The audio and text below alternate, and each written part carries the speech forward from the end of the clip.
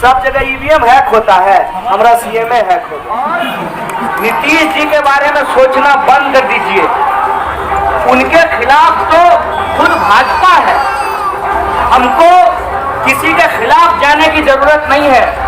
हमको अपने बारे में, अपने बच्चों के बारे में और अपने भविष्य के बारे में सोचना है कि लोकतंत्र में 5 साल में एक बार हमको मौका मिलता है कि हम ऐसी सरकार चुन सकें जिससे जीवन में कुछ बदल सके।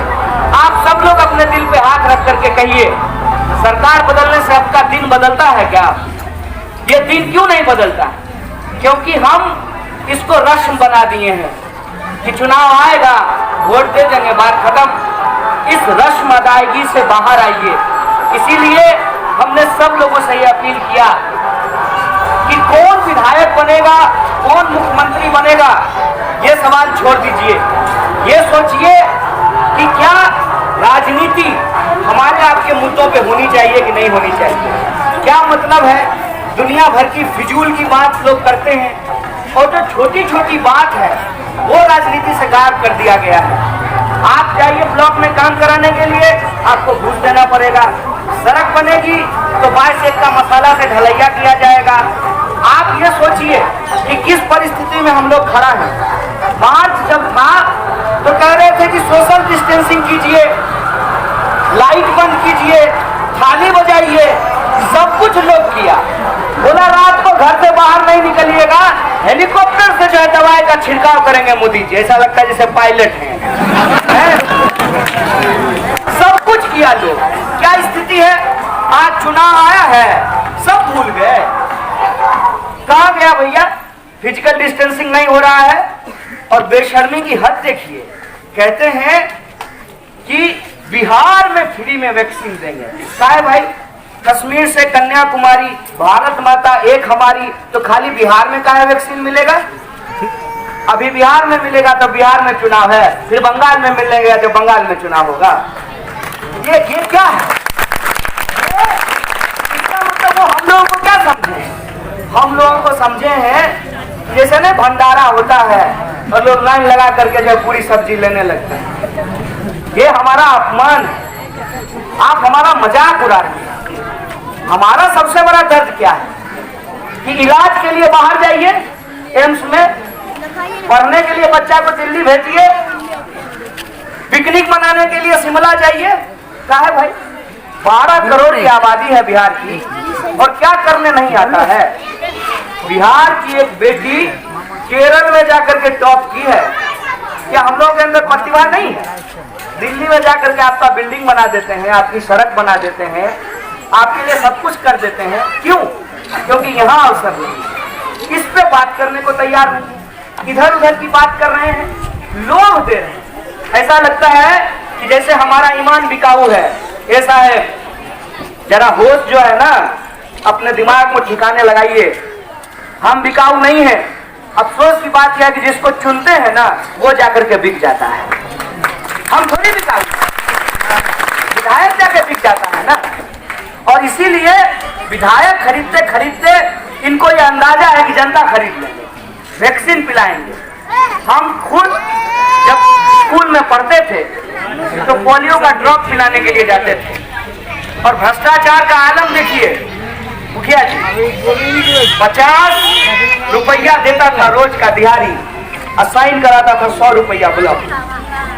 कोई भी आपका घर का बच्चा अगर कहीं काम करता होगा पूछिएगा, अगर गार्ड का नौकरी कर रहा है, साइन करवाता है 16,000 पे, पेमेंट करता है उसको 8,000 रुपया। कौन 8,000 रुपया चुरा रहा है? कोई काम ऐसा हमको बता दीजिए जो बिना कमीशन का होता है। तो जब कमीशन से सरकार चलती है तो सरकार किसी और का परमिशन मानना शुरू कर देती है। इसीलिए हम कहते हैं ये कमीशन और परमिशन की सरकार है। बिहार के स्वाभिमान को हमको ध्यान में रखना पड़ेगा। बिहार के लोग के बारे में क्या कहा जाता है? बिहार के लोग राजनीतिक रूप से बहुत समझदार होते हैं। हमको उम्मीद है इस बात की। हजारों किलोमीटर जो हम लोग पैदल चल करके आए हैं, हर राज्य का लोग फोन करके यही पूछता है कि इस बार तो नीतीश जी चले जाएंगे। हम बोले खाली नीतीश जी नहीं जाएंगे। ये जो आप लोग सोच रहे हैं कि एक पे सारा दोष, दूसरे पे कोई दोष नहीं, ऐसा नहीं चलने वाला है। अगर मुख्यमंत्री दोषी है तो उप मुख्यमंत्री भी दोषी है ना। तो सुशील मोदी का नाम लेने में लोगों को क्यों डर लग रहा है? क्योंकि साजिश है इसमें। ये साजिश हम लोगों को समझनी पड़ेगी। ये सरकार पूरी की पूरी बदलनी चाहिए। दुष्यंत कुमार ने एक बात कहा है कि शर्त थी ये दीवार पर्दों की तरह हिलने लगे, शर्त ये थी कि ये बुनियाद हिलनी चाहिए, ये पूरी सरकार बदलनी चाहिए। इसीलिए जब हम आपके पास आए हैं तो किसी व्यक्ति का नाम नहीं ले रहे हैं, हम आपके बारे में बात कर रहे हैं। हम किसी उम्मीदवार का नाम नहीं ले रहे हैं, हम आपके बारे में बात कर रहे हैं। हम ये कह रहे हैं कि सरकार के प्रति जो आपका गुस्सा है, उस गुस्से को अनावश्यक खर्च नहीं करना है। अतिथि देवो भव कहा जाता था ना। विधायक जी अगर आएंगे ना तो उनके साथ कोई दुर्व्यवहार मत कीजिएगा, ये हम आपसे हाथ जोड़ करके आग्रह करते हैं। होश हमेशा जो है ठिकाने पे अपना रखना चाहिए, जोश में होश नहीं खोना चाहिए। विधायक जी आए तो कहिएगा विधायक जी आप तो कुछ नहीं दिए, कम से कम हमारा चाय पी करके जाइए। और हम चाय पिला करके आपको ठगेंगे नहीं, क्योंकि हम प्रधानमंत्री नहीं हैं। आपसे हम लोग ये कहते हैं कि हो गया, बहुत दिन हो गया। एक बात कही जाती है, बड़ा मशहूर है समाजवादी आंदोलन में, कि रोटियों नहीं पलट हो ना बाबा पर तो जर गए नहीं पलटे। और आप में से कोई लोग हमको बता दीजिए, राम रतन सिंह के पास पैसा नहीं है, राम रतन सिंह के पास हेलीकॉप्टर नहीं है, राम रतन सिंह के पास लड़ने का जज्बा तो है ना?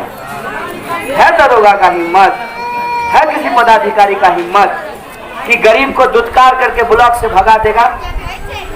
पैसा वाला जो है जबरदस्ती किसी का कोई चीज कब्जा कर लेगा? जो नौजवान है उनसे हम पूछते हैं और उनको बताते भी हैं। अपने बुजुर्ग के पास बैठिएगा और उनको पूछिएगा कि कम्युनिस्ट पार्टी होती थी तो इसका क्या फायदा होता था। एक, नफरत की राजनीति नहीं होती थी, और आज आप देखिए कि लगातार नफरत की राजनीति जो है बढ़ती जा रही है। दूसरा, लगातार हमने कोशिश की कि ऊंच नीच की खाई को पाटा जाए। और तीसरा, सरकार के भरोसे नहीं रहते हैं। आंख खोल करके देखिए, चांद सूरज चिकित्सालय आप ही के गांव के लोगों ने जमीन दे करके बनाया है। सरकार के भरोसे थे, सरकार के भरोसे नहीं थे। डेमोक्रेसी और जमहूरियत हमेशा जनता की सहभागिता से चलती है। इसीलिए हम आपसे कहने आए हैं, चेहरा मत देखिए, चेहरे का क्या है। कभी भी कोना कोना कौन कोना खेलने लगेगा, रिजॉर्ट घूमने लगेगा। राजनीति में मूल्य को बचाइए।